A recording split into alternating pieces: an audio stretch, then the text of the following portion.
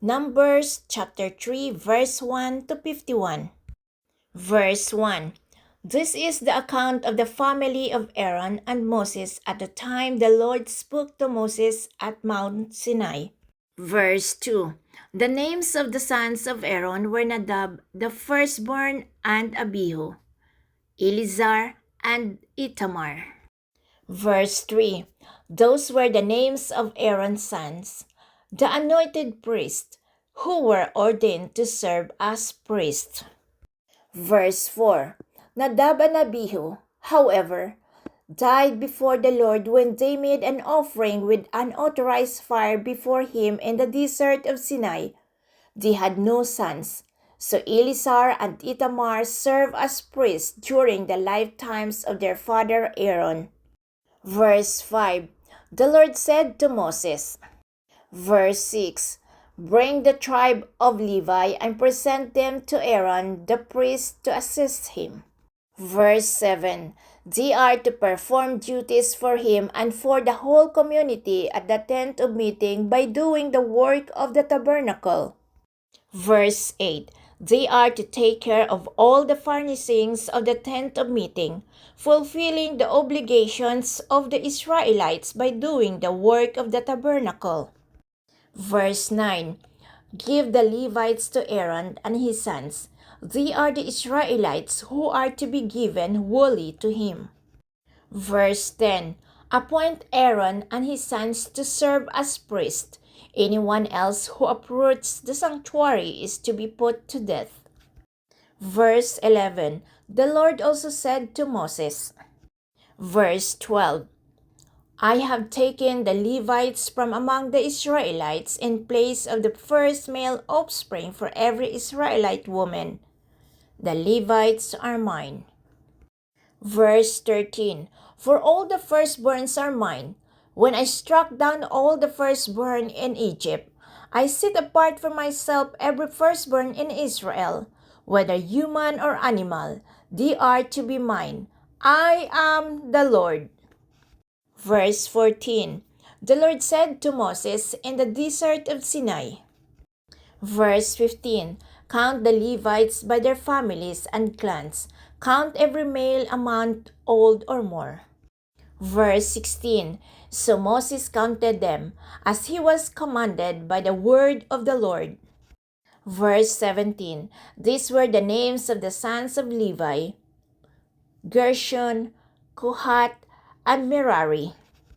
Verse 18. These were the names of the Gershonite clans: Libni and Shimei. Verse 19. The Kohathite clans: Amram, Izhar, Hebron, and Uzziel. Verse 20. The Merarite clans: Mali and Mushi. These were the Levite clans, according to their families. Verse 21. To Gershon belonged the clans of the Libnites and Shemites. These were the Gershonite clans. Verse 22. The number of all the males a month old or more who were counted was 7,500. Verse 23. The Gershonite clans were to camp on the west, behind the tabernacle. Verse 24. The leader of the families of the Gershonites was Eliasaph, son of Lael. Verse 25. At the tent of meeting, the Gershonites were responsible for the care of the tabernacle and tent, its coverings, the curtain at the entrance to the tent of meeting. Verse 26. The curtains of the courtyard, the curtain at the entrance to the courtyard surrounding the tabernacle and altar, and the roofs, and everything related to their use. Verse 27. To Kohath belonged the clans of the Amorites, Izharites, Hebronites, and Uzzielites. These were the Kohathite clans. Verse 28. The number of all the males a month old or more was 8,600. The Kohathites were responsible for the care of the sanctuary. Verse 29. The Kohathite clans were to camp on the south side of the tabernacle. Verse 30. The leader of the families of the Kohathite clans was Elisaphan, son of Uzziel. Verse 31.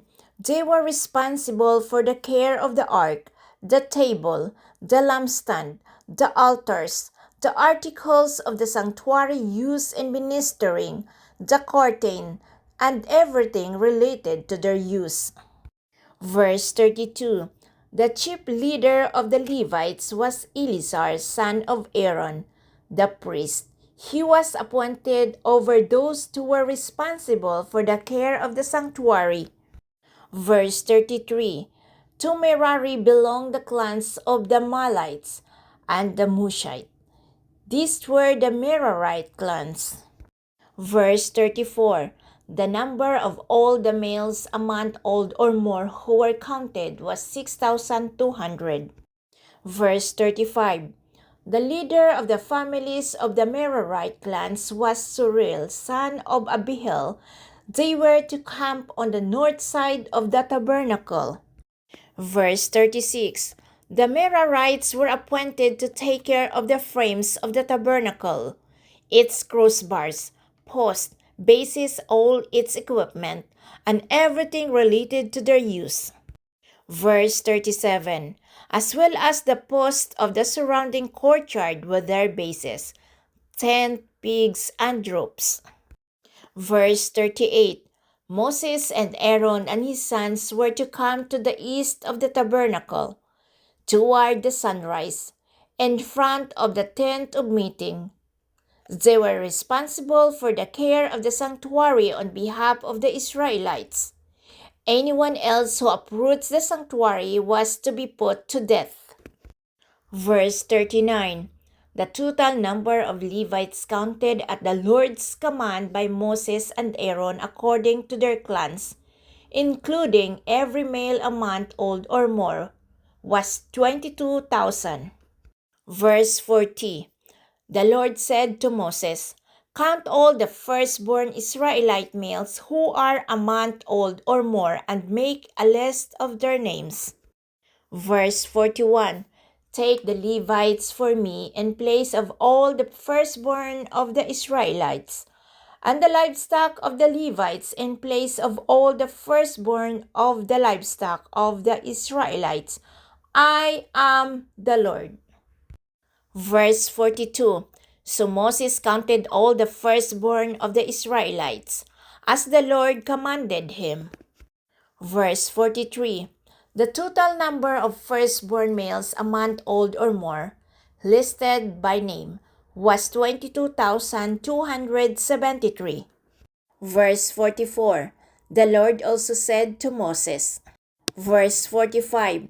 Take the Levites in place of all the firstborn of Israel, and the livestock of the Levites in place of their livestock.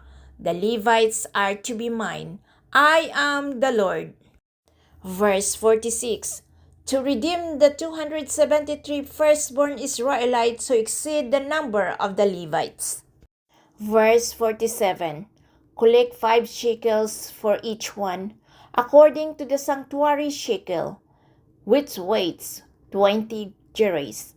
Verse 48.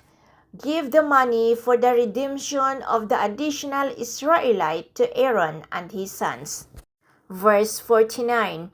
So Moses collected the redemption money from those who exceeded the number redeemed by the Levites. Verse 51. From the firstborn of the Israelites he collected silver weighing 1,365 shekels, according to the sanctuary shekel. Verse 51. Moses gave the redemption money to Aaron and his sons, as he was commanded by the word of the Lord.